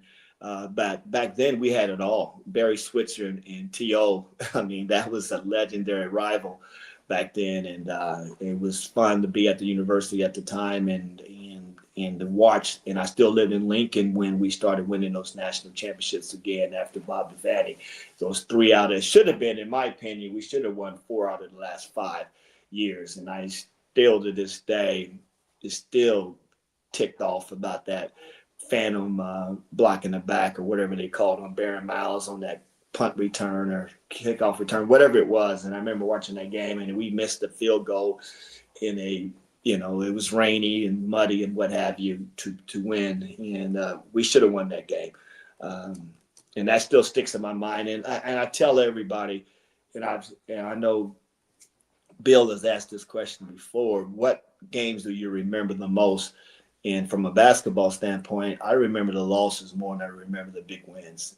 Some of the tough losses that we had, and those seems to stick in my mind. Even though some of the big wins, I mean, they're unforgettable. But godly, you always want to, God, give me a chance again. We're better than that. We're better than that team. And I, every time I talk about this, I look up and I'm looking right at me looking like I'm about ready to pass out, guarding this guard from Grambling State that upset us in the Devaney Center. But anyway, but yeah, man, but I'm proud of Charles Fryer, and I do know Corey Ross, even though he was after us, but he played a little bit in the NFL as well. I think he played for the Broncos. I think he's from Denver, if I'm not mistaken. But kudos to him. I reached out to both of them and congratulated them. And I know there's others that was on that list, but those are the 2 that I knew personally, and I went to school with Charles Fryer. I mean, just what a list, the Hall of Fame class this year. I mean, it's just legend after legend after legend. Yeah. I'm talking about Frank Solich, Levante David, what a class of guys that all Husker fans, I think, remember pretty fondly for their time. And Corey Schlesinger, too, right? Oh, yeah, Corey Schlesinger, all-time great fullback. Oh, yeah. Wasn't that his big run? Was that his big run? Was that in the championship, one of the championships that he ran, or was that McAvicker? No, it's one of them. That was Schlesinger. Yeah, Corey. Yeah, going up the middle, stumbling and fumbling into the end zone. Legendary. And Levante David, did he just retire? Just retired from the NFL, yeah. Just retired. What a treat! Retire at the Hall of Fame career, the NFL, and going right into the Hall of Fame at your alma mater. I mean, what a career he's had. And he goes up to one of the best of all time. Huskers, and but I still think it's going to be tough to surpass Sue. You can talk about Sandman, Roger Thomas, and Neil Smith. We've had some, Lawrence Pete. We had some defenders, and hey, not to even mention the championship teams with Grant Winstrom and Jason Peters and all those guys, and the line that we had, Crick, and the offensive line, Zach Wiegert, and golly, man.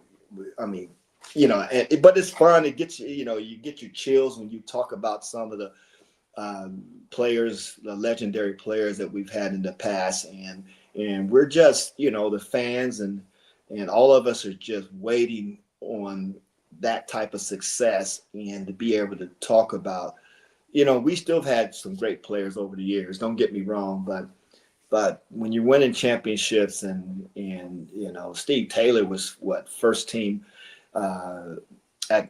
first team All-American on the first team, and how many quarterbacks, Eric Crouch, of course, won the Heisman, and you got Tommy Frazier, who I got the opportunity. He always give me a hard time.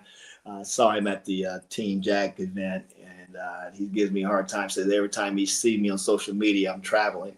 I'm a traveling man, but legends like that, and just even golfing in that tournament, which is predominantly football players, and you look at all those guys that are former Huskers that were in their greatness, and being able to mingle with them and things of that sort was a treat, and then of course, being with Pike and Bo Reed, 2 of the best players of all time at from a basketball perspective, and And I was talking to Pike, and he told his story, and I had went to one of his Bulls games when he was with the Bulls, and this is kind of later on in his career, and I think I've told this story before, and I had seats. Carl Hayes got me and my few with my coworkers some seats right behind the under one of the rims, and one of his teammates, and Pike wasn't out there shooting around, and I sent one of his teammates in to say, hey, tell Pike that Henry T. Buchanan is out here. We want to say hi to him.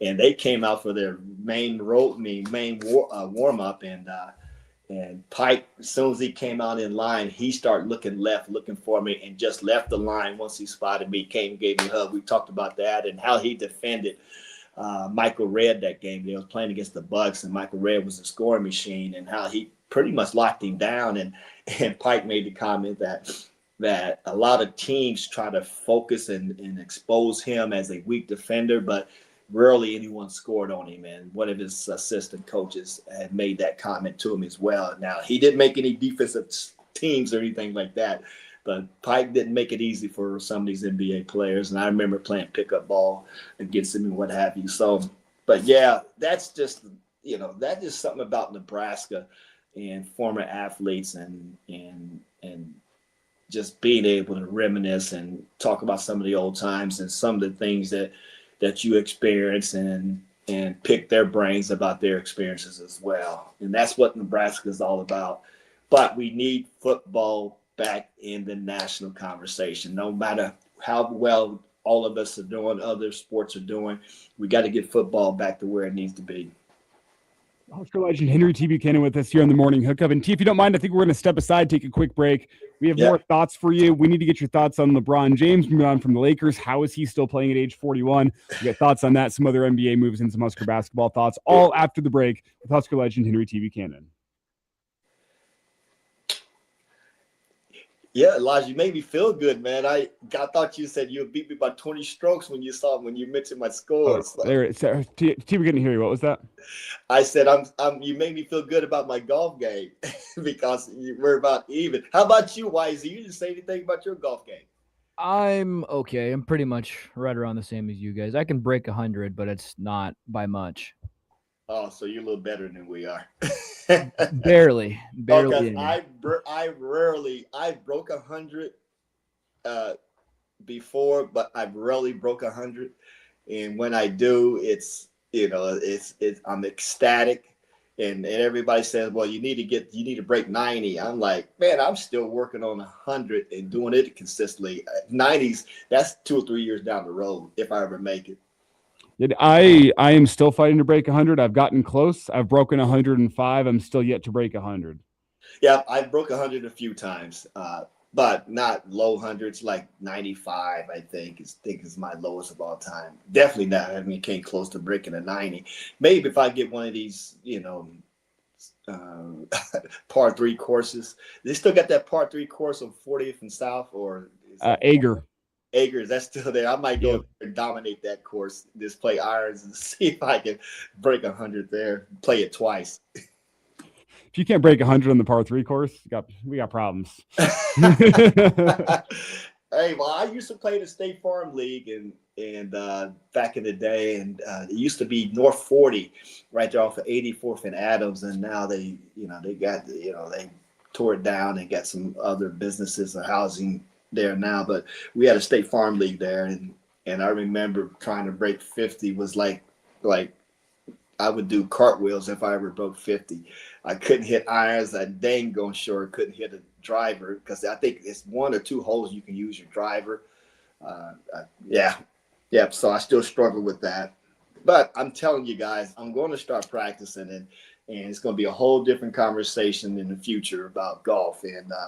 And I know Bill is pretty confident right now, and which he should be. He's very skilled at golf. Him and Shu plays all the time, and but for us still to have a grudge match 1-1, I still feel good about that because they should have dominated us based on my skill set and theirs, and so I still feel pretty good about where I'm at in my golf game in comparison to my friends. Now I do know some heavy hitters, like I told you about Bo Reed and Eric Piakowski. I've seen other football players play, and they play very well. And I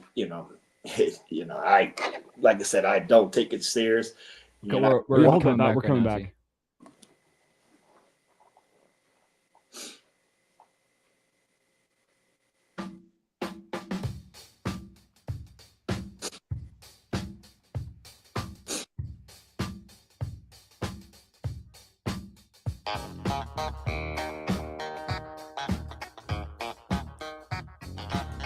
Welcome back in to a Wednesday edition here. It's the Morning Hookup. Elijah Herbal and YZ, joined this hour by Husker legend Henry T. Buchanan. We've been talking the Husker Football Hall of Fame class. We've been talking some golf, both during last segment and during the most recent break. But T, we got to switch gears here and got to talk about this LeBron James decision, not returning to the Los Angeles Lakers. He's going to try his hand elsewhere. The big rumor has been Golden State maybe going to make a push for LeBron James. But for a guy that has said on record he goes to bed available and wakes up questionable, how do you feel about LeBron James and the interest he'll attract in the free agent market? Well, I think he's going to attract some interest. I just think it's where's the right fit, and he's at his stage of his career that championship or bust. So he's only going to go to a team that's building for a championship. Golden State with him teaming up with Steph, but it looks like Draymond is opted out of that last year and kind of testing the free agency waters. But they still would need a big man. I know they had talked about AD, or at least that was thrown out there, and Wizards came out and said that's not happening. They are not trading AD with what they have with their with AJ and what they have building there. But he definitely is going to end up at a contender, in my opinion. Which contender is the $1 million question? I mean, because a lot of these teams, OKC seems to be established. Denver is, Denver, yay or nay, that'd be interesting with him and the Joker. But the problem here is that I know Luka and him shared the ball, but Luka was really dominant with the ball handling. But you got to have the Joker dominates the ball at Denver, and I think LeBron's going to have to end up at a place where he won't be the number one, but he got to get to a place where it's at least a number two, and they're contending for a championship. And a lot of these teams are a lot younger. If you look at San Antonio, they are a lot younger. You look at, well, you can't really talk about the Pistons. Well, the Pistons is a little younger, but they, Cade Cunningham, let him do what he does. You're looking at Boston, that's, not with Brown and Jason. I mean, Tatum. Yeah, Jason Tatum. You can't do nothing with that. So I think it's going to be limited, and unless he doesn't need the money. He's already a billionaire. And so which championship contender who wants him and he wants to go to, and I'm just looking across, and there's not a lot of options, fellas. And then you still got Bronny. I know Lakers guaranteed his last year or whatever with the rookie contract or whatever that is.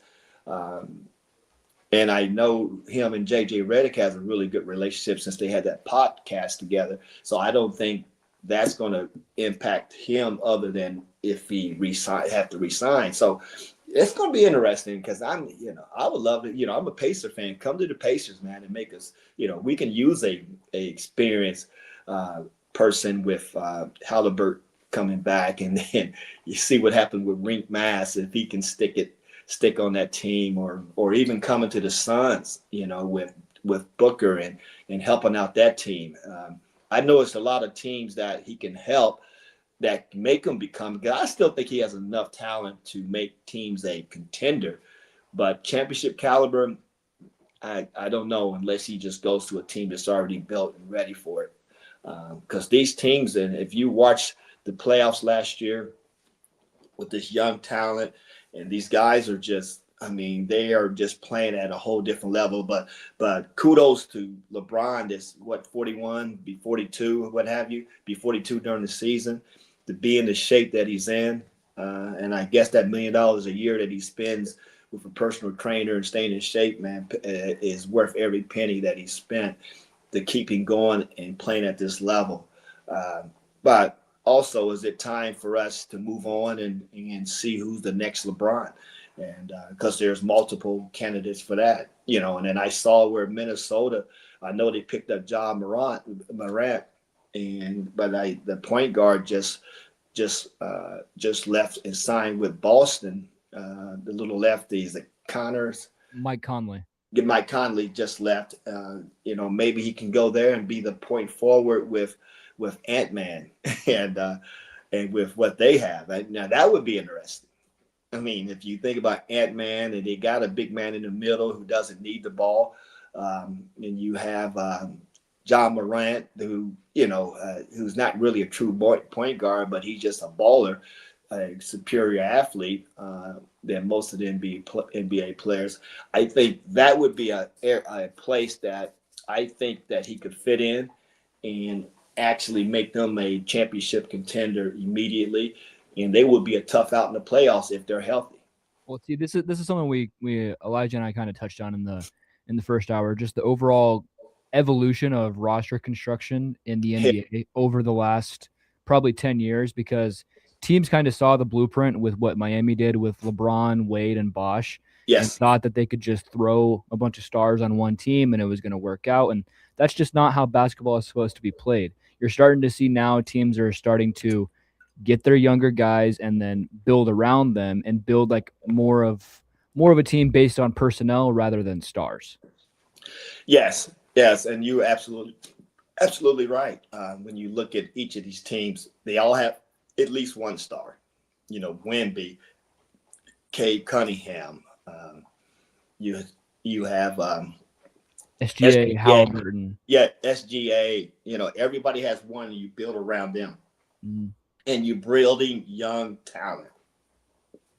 And you don't have these teams with the 3 superstars anymore. Plus, you have to earn your keep in NBA now. You don't have these 10-year pros and 12, 13-year pros that's been around for a while, who's experienced. They are the game is so different now, and the age of these teams. I just never thought we would see this, because NBA is still one of the toughest leagues to make, just from a professional standpoint. And like I said, it's only been approximately 5,000 NBA players in the history of the league. And you have 1% chance of making it each year. So it's a difficult place to or a pro team to make. And every team is going with youth. And why they're going through youth is because these guys are so athletic, and they're playing the game the way the world is seeing it. You know, like I said, I've talked about this last couple of years where we became from a European play. We played more like the Europeans than Europeans play like we do. You know, with the different rules, with the gather steps. You know, I'm waiting on the goaltending come. Well, it's not even called goaltending over there. When it hits the rim, you can hit the ball out. Could you imagine that with the athletes we have? You know, the flopping, the different type of physicality and things that. So we're seeing a whole different game that we've seen in the 2000s and the early 2000s and the 90s and the 80s. We're just a whole different type of game, and it's more about potential than it is established. And these scouts are doing a phenomenal job of scouting these young players and players that can fit their system. And the only frustrating part for me is that you never really get to know your team. You know, because I'm a fan of the player of Pacers, then you find yourself chasing the players wherever they go. When you know, like Paul George was was originally with the Pacers, his first team. And I became a Paul George fan. And then now every team he goes to, I'm watching Paul George. then watching my Pacers suffer because of this superstar leaving. And so it's just a different way of looking at the game. And like I said, they get paid, these GMs and these presidents, they get paid millions of dollars to make these decisions. And it's still, is it about the money? Is it about championships? Because it's early on, it's all about the championships, and people would take salary cuts to win a championship, to bring on more superstars. But it looks like we are way away from that. And I think that's one thing about that model that a lot of teams had, where you throw a bunch of stars on one team, is the money. When you have all of these guys that are making over $50 million a year, then you don't have a bench. You don't have anybody that can give these guys rest. Now you're seeing teams that are much deeper. Every team that goes into the playoffs, they're rolling out 9, 10 deep, and so that their starters can have rest, and then the guys on the bench can give you useful minutes. Well, look what San Antonio just did. They just re-signed Champagne, Shama Igor just re-signed with the Knicks.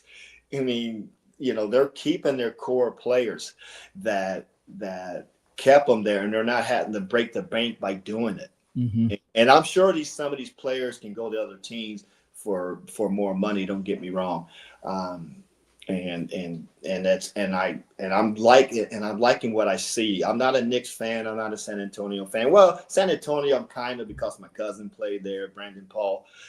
So I kind of look towards it, but I'm still a Pacer guy. I've been a Pacer guy since I can remember. So, and I'm always looking at what they're doing from a draft and free agency and things of that sort. So I played against Kevin Pritchard, their president GM, and know him personally, and still reach out to him from time to time. But of course, I can't give him my opinion. I mean, he'll probably laugh at me because I don't see enough of these games to know who's who fits the system or what have you. But it's kind of fun, and I think as fans, we got to adjust what we're looking at, even in college. Every year we're going to have another different team to root for. We're not having those 5 to 10 players that stays with a team for 4 to 5 years, based on red shirt or injuries or what have you. And we got to prepare ourselves that we're going to look for different players every year. We just got lucky to keep our core players this year at Nebraska for basketball. When you kept Frager and Price and Leo and Kel Jacobson, and that was, people don't realize how huge that was for us. Henry Bird, who's been in the system since day one, and we got these guys that's sticking around, that's going to help the new players that we picked up, the 8 players that we picked up. So from college to pro, and they're becoming more similar.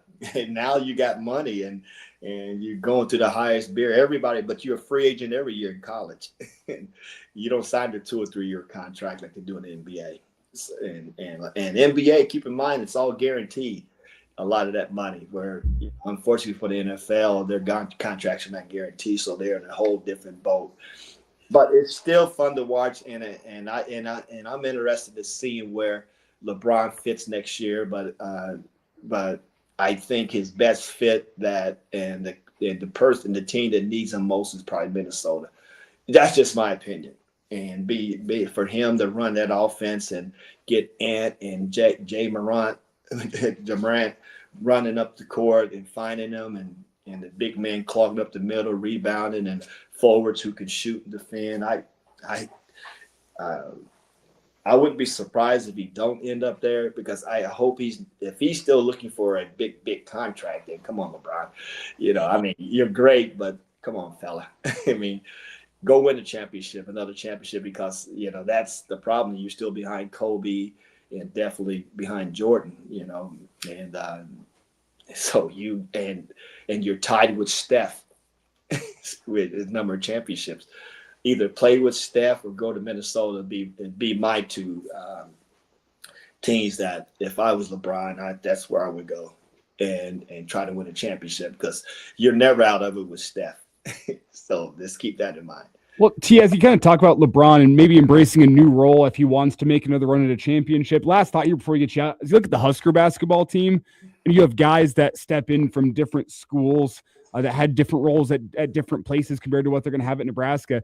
How difficult is it to adjust to, embrace, and thrive in a new role in a short period of time whenever you show up for summer workouts? And yeah, you're still trying to impress the coaches. Then as you get into the late summer and into the fall, some of the roles start fleshing themselves out, and you have to then go and embrace and adjust to what your new role is going to be. How different and how difficult is that as a basketball player? Well, I don't think it's as difficult in today's game because these guys played 2-3 years at their schools, and some of them has played at a really high level.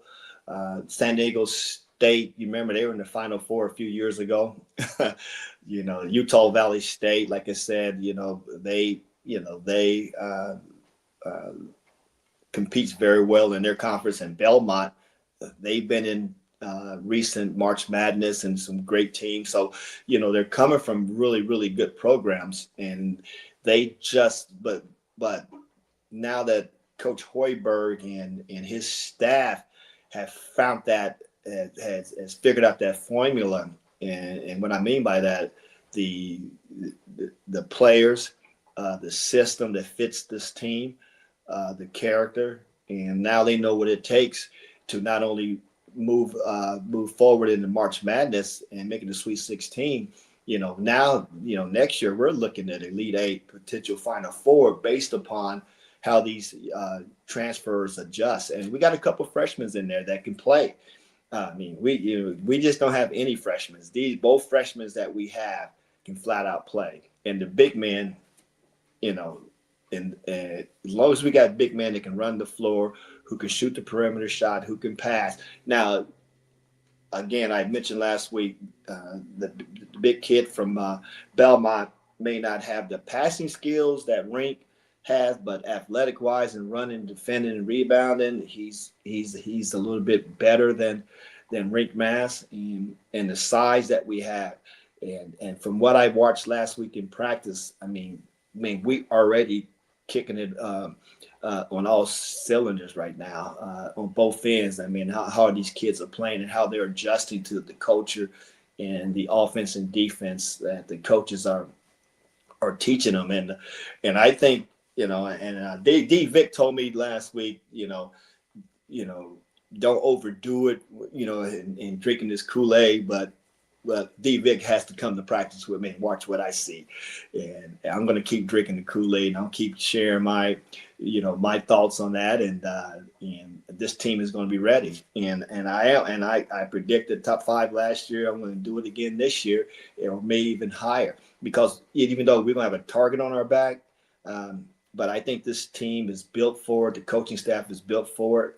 And now we done walked in the door in the Big Ten, and we there to stay for a while. And so I'm looking forward to Nebraska basketball this year. Although I'm still, hoping and that Nebraska football. I was talking to some folks while I was in Nebraska. Is that I can't believe that we're talking about making a bowl game, winning 6 games. Just get 6 so we can get a bowl, and we're not talking about winning conferences and championships. And that's the discussion I want to start having with this football team. And I'm keep going back to them. We got to find a way. And hopefully, based upon what I've been reading and seeing, that we do have some talent on the football team, and we are going to compete, especially with Michigan and the turmoil that happened to them with their coach last year, and Indiana losing a lot of their team from that championship team, and Ohio State Buckeyes is going to be Ohio State, so we know what to expect there. And with the rest, USC, USC, UCLA, it's always going to be speed and competitive. Then you got Oregon, who's always in the national conversation. So it's not going to be easy, but I think we are going to be able to compete. And no predictions on that until I start watching them play. I can't wait to football season start here in August. Henry T. Buchanan with us here on the Morning Hookup. T, we appreciate your time as always on a Wednesday. I'll get the link sent to you, and we'll cut up with you next week after the 4th of July holidays. Make sure you come back with all 10 digits, okay? All right. Hey, appreciate y'all having me. And hey, great talking to you two. Tell Bill he can take a break, man. I enjoy talking to you two guys. Thank you, T. I won't tell him that, but you can next week. I know he probably heard it already now. He's my guy though, man. But hey, y'all have a great holiday, man. And y'all take care. Be safe out there and watch those fireworks, man, because I've been hearing across the nation something always blowing up and burning up in this heat and things that sort. So y'all take care, fellas. There he goes, Husker legend Henry T. Buchanan with us on the Morning Hookup. We'll step aside, and when we return, we'll wrap this show up with some stories that we missed.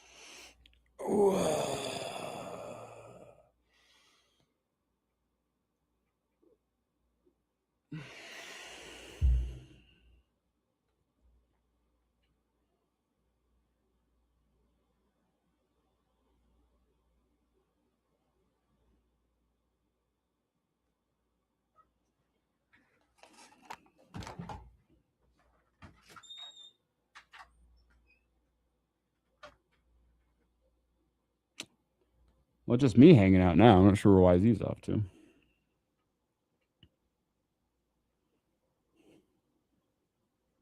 Cool.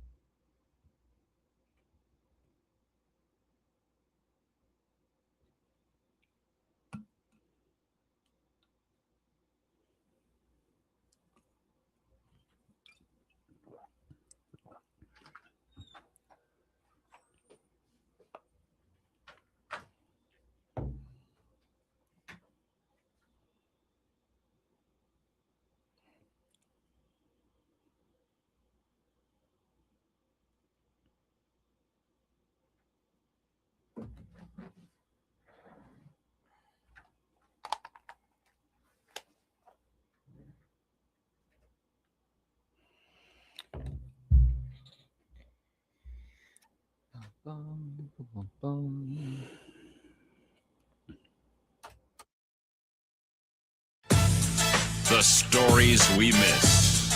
The Morning Hookup. One final time here on a Wednesday. It's the Morning Hookup. Elijah Herbal and YZ. Official news coming down here this morning. Well, not official from the team, but official in terms of everything that we know. Wisconsin has now finalized, pen has been put to paper, the hire of their new athletic director, Sean Eichhorst. We talked about this plenty yesterday. Eyebrow raising, I guess, is the best way to put it. But the question for Wisconsin, the bet that they're making, is that Sean Eichhorst grew from his time at Nebraska and learned during his time at the University of Texas how to run a big-time football program. But you better hope so. It's eyebrow raising in the simplest way possible. And this was said yesterday, and I'll say it again. If this doesn't work out for you, Wisconsin, like, you have now followed the Nebraska playbook to a T. Yeah. Let's bring in a coach that will completely uproot the identity of the program that has made us great over the last 25 to 30 years. Oh, and let's make a terrible athletic director hire, assuming Sean Eichhorst remains who Sean Eichhorst is, which let's also say here, people can learn, people can grow. Mm-hmm. I don't think anyone is rooting for Sean Eichhorst, at least around here at the University of Wisconsin. But if this goes poorly for you, you just go, holy cow, you speed ran running your football into the ground a la Nebraska in the mid-2010s. Got 2 words for you, Wisconsin. Good luck. Yeah. Good luck. Hopefully it works out for you. It didn't work out for Nebraska. Good luck. And if it doesn't work out for you, I know Nebraska fans will be laughing the entire time. Not because Husker fans are in a place where they should be laughing at anybody, but just because it'd be a little cathartic. It'd be enjoyable to see. So that is pretty much the only story that I have that I think we missed. Did we miss anything else, Caleb? Well, the Celtics in free agency have just signed Mitchell Robinson from the Knicks for a 3-year, $47 million deal. Well, and Mitchell Robinson's a great example of how role players, though they might not splash on paper, can go and win you a championship. He plays great defense. He's a great rebounder. He'll definitely be something that this team needs. I am concerned about the injury problems that he has had the last couple of years. Seems like he's always finding himself hurt and out for extended periods of time. That's really the only concern, though, because he's a freak of nature, freak athlete. So if he stays healthy, it'll be a great signing, and pretty cheap deal too for 3 years, $47 million. So if it comes to fruition, it'll be another great deal by Celtics executive Brad Stevens. Another story. We haven't gotten to this one yet, actually. This one from the world of social media. The famous, now he's blown up through the World Cup, Freddie, the German tourist, makes way to the United States, has, following Germany's loss in the World Cup, deleted his Twitter account and will no longer be documenting his travels around the United States. It does still sound like he will be staying for a few more weeks in the United States, but now that Germany has been eliminated, he's kind of said the influencer life wasn't for him, and he was planning on deleting the account once this run came to an end. Well, he's going to remain in America, but decided, you know what, I don't want to live my life under a microscope anymore. He has deleted his account. It was a great run, Freddie. It was great to watch your experience coming to America to watch the World Cup. It's unfortunate that Germany did what they did, but yeah, that was a great time. I mean, kind of respect all around. The guy said he didn't want to be an influencer. The guy said once this cup run was over, he was going to be done. A man of his word. Credit to him. We spent a little bit of time on the World Cup back in hour 1. Again, the United States plays tonight at 7. Are you going to be one of those people that's just locked in front of your television screen for 90 minutes? You can put some bets down. What's the plan for your World Cup action today? I'll be locked in front of the screen. The USA is a pretty heavy favorite, so there's not much value on USA if you're looking to throw some money down, unless you want to take like a spread or something, or I don't know. I'll be locked in. Here's another interesting one. This is coming down, I think, late last night. Boise State will forever immortalize now Saints head coach Kellen Moore, an 11-foot bronze statue outside of Boise State's football stadium. Kellen Moore winning as starting quarterback in college football history during his time at Boise State. He went 50-3. Now a giant statue commemorating his time at Boise State will be forever outside that stadium. I think that's something pretty cool for you. That'll do it for us on a Wednesday. We'll be back with you tomorrow morning from 9 to 11. Myself, YZ, and a special appearance from one Hugh Malone. That's all coming your way tomorrow on the Morning Hookup. Thanks for hanging out.